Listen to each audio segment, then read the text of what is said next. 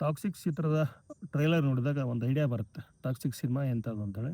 So, ಅಮ್ಮ, ಮಗ ಮತ್ತು ಅಪ್ಪ ಒಂದು ಆ, ಕ್ರೌರ್ಯದ ಚೌಕಟ್ಟಲ್ಲಿ ರಕ್ತಸಿಕ್ತ ಕಥೆ ಹೇಳಿದ್ರ ಅನ್ನುವಂಥ ಪ್ರಶ್ನೆ.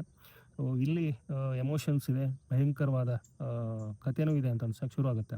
ಸೊ, ಈ ಕಥೆಯಲ್ಲಿ ಏನಪ್ಪ ಅಂತಂದರೆ, ವಿಶೇಷವಾಗಿ ಅಮ್ಮನ ಒಂದು ನೋವು ಹೆಚ್ಚು ಕಾಣುತ್ತೆ. ಅದರ ಸುತ್ತ ಆ, ಪಾತ್ರಗಳು, ಅವುಗಳ ಎಮೋಷನ್ಸ್, ಆ ಪಾತ್ರಗಳ ಸಿಟ್ಟು, ಕ್ರೌರ್ಯ ಎಲ್ಲವೂ ವ್ಯಕ್ತವಾಗುತ್ತೆ. ಆ, ಅಪ್ಪ ಮತ್ತು ಮಗ, ಸೊ ಇವರ ಒಂದು ಬಡಿದಾಟ, ಕಿಚ್ಚು, ಸಿಟ್ಟು ಎಲ್ಲವೂ ಇಲ್ಲೇ ವ್ಯಕ್ತವಾಗುವಂಥದ್ದು.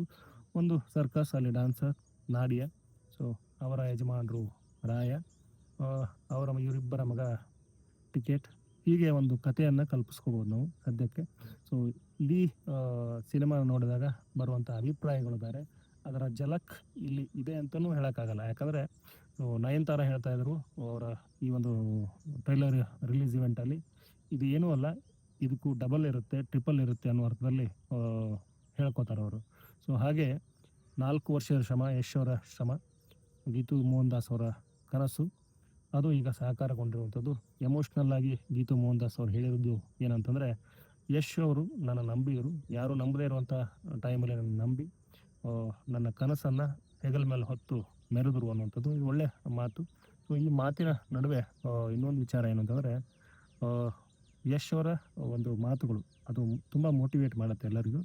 ಏನೂ ಆಗಲ್ಲ ಅಂತಂದರೆ ಆಗಲ್ಲ, ಆಗುತ್ತೆ, ಶ್ರಮ ಪಡ್ತೀನಿ ಅಂತಂದರೆ ಎಲ್ಲವೂ ಸಾಧ್ಯ.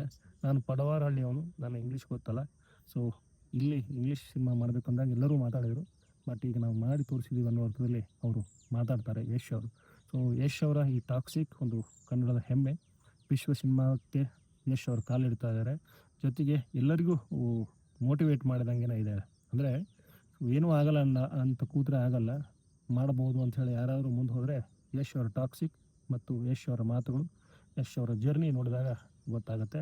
ಸೊ ಯಶ್ ಅವರ ಈ ಒಂದು ಟಾಕ್ಸಿಕ್ ಸಿನಿಮಾ ಆಗಸ್ಟ್ 26ನೇ ತಾರೀಕು ರಿಲೀಸ್ ಆಗ್ತಾ ಇದೆ. ಅವಾಗ ಮತ್ತೆ ಮಾತಾಡೋಣ, ಅಥವಾ ಅದ್ರ ಬಗ್ಗೆ ನಾನು ಹೇಳ್ತೀನಿ.